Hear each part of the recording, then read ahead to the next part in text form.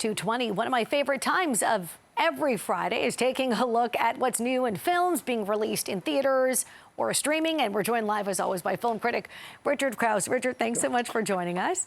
Oh, thanks for having me. Okay, so let's start with Beast. Yeah, this is Idris Elba and a very angry lion.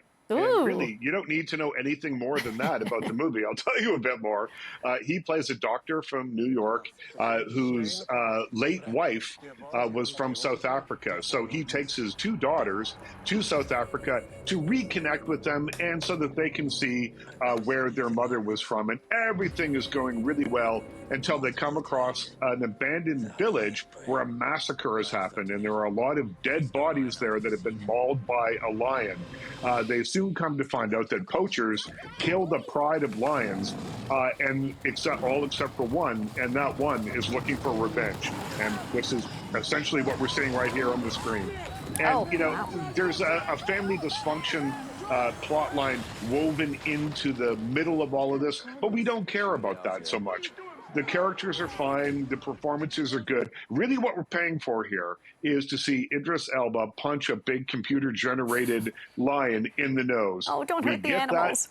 I know it's computer-generated, but when you're watching the movie, you have to think it's a real lion for the purposes of the film. No animals were harmed during the making of this, and I don't think Idris was either. So this is a thriller, man against Beast kind of thriller.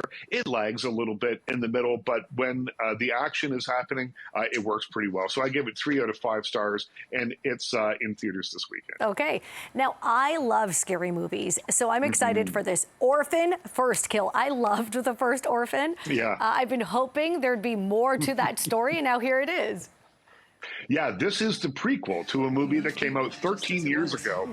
And that was about a young orphan named Esther who got placed with a new family. And it turns out that she's actually a grown woman in the body of a much younger person because of a hormonal disease. And she's also homicidal. So that was then. That was 13 years ago. This is the prequel. This tells Esther's story leading up to the first movie.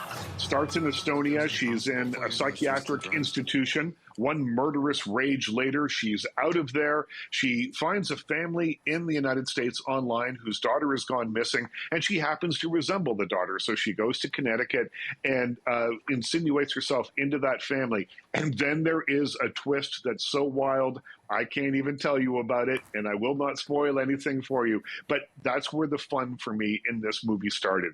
It's not a great movie, but it's a really fun horror B movie. I gave it 3 out of 5 stars, and it's on VOD this weekend. It's called Orphan First Kill.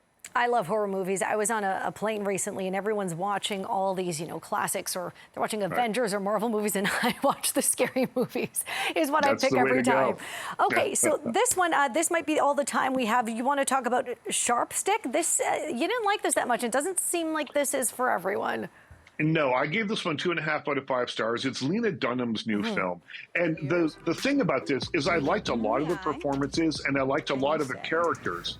But the movie itself, the journey that they go on, didn't interest me as much. It is the story of a woman named Sarah Jo, played by Christine Froseth, and she has an affair with the husband of a family that she babysits for.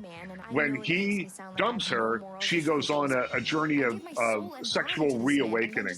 And I just found it went on a little bit too much. It's an idea for a film, but it didn't feel like a fully rounded idea. So I give it 2.5 out of 5 stars. It's on VOD this weekend. Will fans of Girls like this film? The Girls I think so, except that the storytelling isn't quite as concise and insightful, I don't think, as it was on Girls. Okay. Richard Crouse, always give us some things to think about in terms of our movie viewing. Thank you. We appreciate it. Thanks for having me. Okay, have a good weekend.